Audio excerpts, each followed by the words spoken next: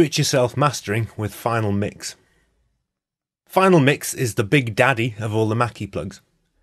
It consists of 2 separate 6-band EQ sections, along with a 3-band dynamics section, DC filtering, soft clipping, and a simple noise gate.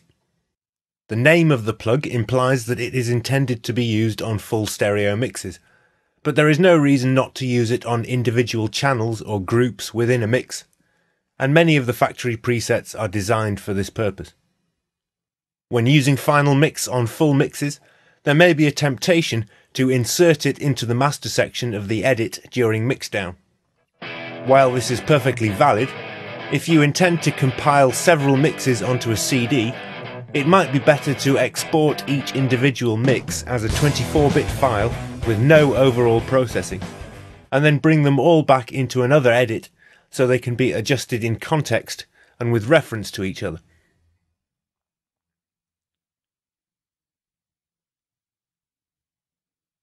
Dragging a separate Final Mix onto each clip will allow you to optimize the settings for each song.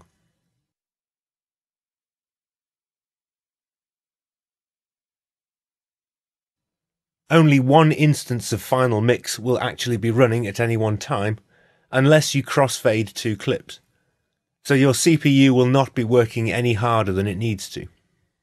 At this point, I want to add a word of warning. Many people mistakenly think the main purpose of Final Mix is to make their mixes sound as loud as commercial CDs. While Final Mix certainly can boost the overall level of a track, multiband compression has a tendency to alter the balance of the instruments within a mix. So if you wish to raise the level of a mix without changing the way it sounds, you should consider using brick wall limiting instead.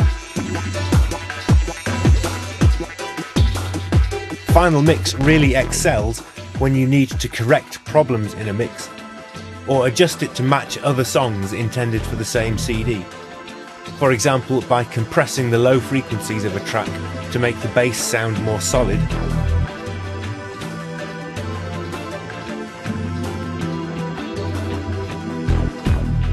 the logical conclusion, then, is that the mastering presets supplied are of little use except as starting points. After all, how can a preset designer fix specific problems with your mix without knowing what they are in advance? It is important, therefore, to understand how to adjust presets to tailor them to the material you are processing. When browsing through the presets, the first thing to do when finding one you like the sound of is to adjust the output level so that bypassing the whole plug with the active button doesn't cause any large volume changes.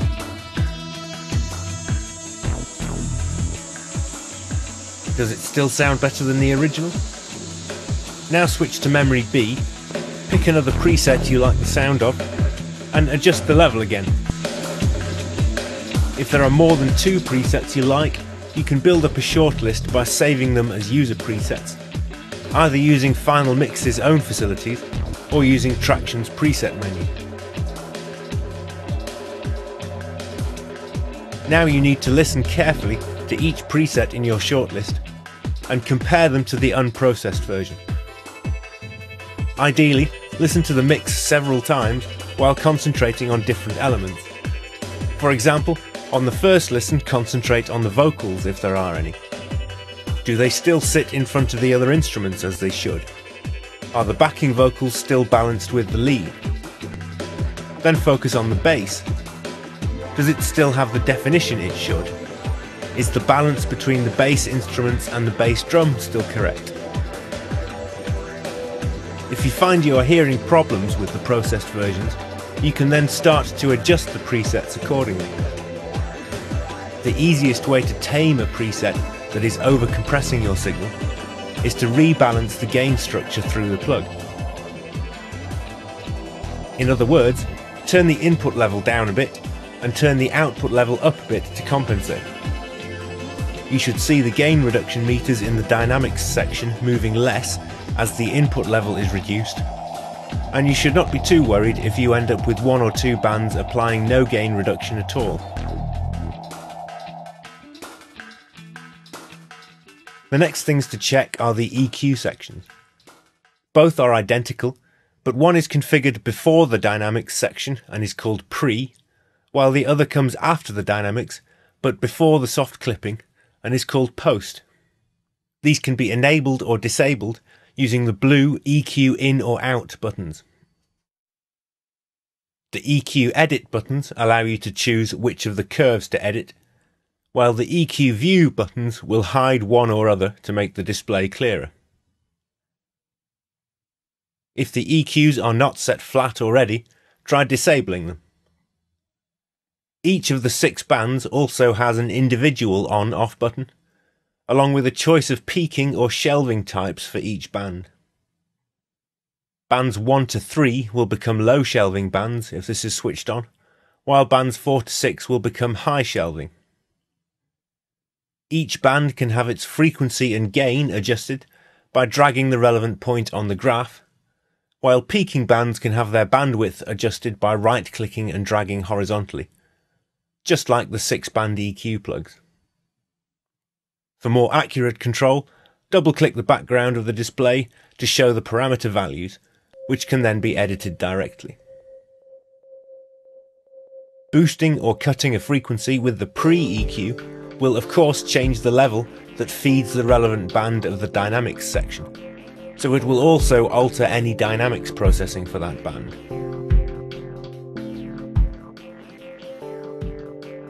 Adjusting the post EQ will not affect the dynamics section at all.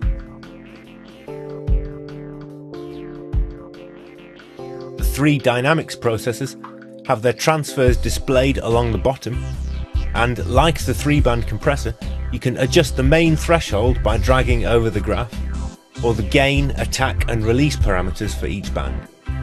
The in buttons above each graph allow you to disable the dynamics processing for that band. If you find a preset that improves the bass parts of your mix, for example, but changes the mid-range or the treble too much, then you can disable those bands and rebalance the gains. You can bypass all 3 bands using the active button in the dynamics section, and the link all and reset functions also work the same way as in the 3-band compressor. The mute button will turn off that band entirely, while the solo button allows you to listen to the sidechain signal. It is here that we find the first difference from the 3-band compressor, which uses the same crossover to feed both the signal path and the sidechain. Final Mix, on the other hand, has extra filters for the sidechain, which can be adjusted independently of the main crossover. By default, both the main crossover and the sidechain filters are displayed superimposed on top of each other in the graph below the EQ section. Like the EQ section, double-clicking the background will bring up precise parameter values for fine adjustment. I find it usually helps to use the Edit and View options in the Dynamics section to show only the filter you are adjusting. The main crossover is exactly like that in the 3-band compressor. You can drag the crossover frequencies horizontally with the left mouse button, while right-clicking and dragging vertically allows you to adjust the filter slope. The key filters, however, are 3 separate bandpass filters, each of which can have its center frequency and gain adjusted by left-clicking and dragging the point on the graph, and its bandwidth adjusted by right-clicking and dragging horizontally. This allows a band to be narrowed so that the dynamics section responds only to one specific element of the mix.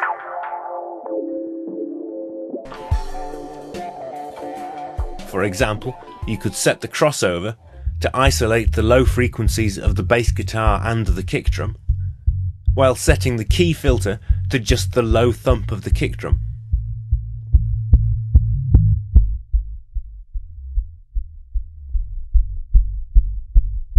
The dynamics section will now respond only to the kick drum, while affecting the low part of the kick drum and the bass.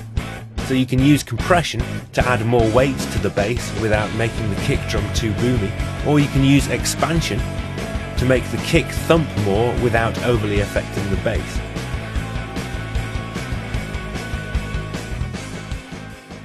many of the presets have the key filters configured so that they apparently overlap. But because the key filters are fed the signal after the main crossover, this is not the case. Actually, it configures the dynamics section in the same way as the 3-band compressor, so each compressor will be keyed by the same signal that it processes. For more detailed control of the dynamics sections, double-click one of the dynamics graphs. You can now use the 3 band buttons at the top to choose which to edit. Although these look slightly different to the other Mackie compressors, they are in fact identical in the way they operate. The gain and auto makeup options work the same way, and up to 4 extra nodes can be added and edited in the node section. Like the other advanced compressors, adjusting the main threshold will change the ratio, and will change the overall shape of the transfer if you have several nodes enabled. In Final Mix, however, we have the extra option to adjust the gain of the key filter for that band. Increasing the gain is effectively the same as lowering the overall threshold of all nodes together, and vice versa. So if you find a preset that is overcompressing a particular band, try turning down the key filter for that band.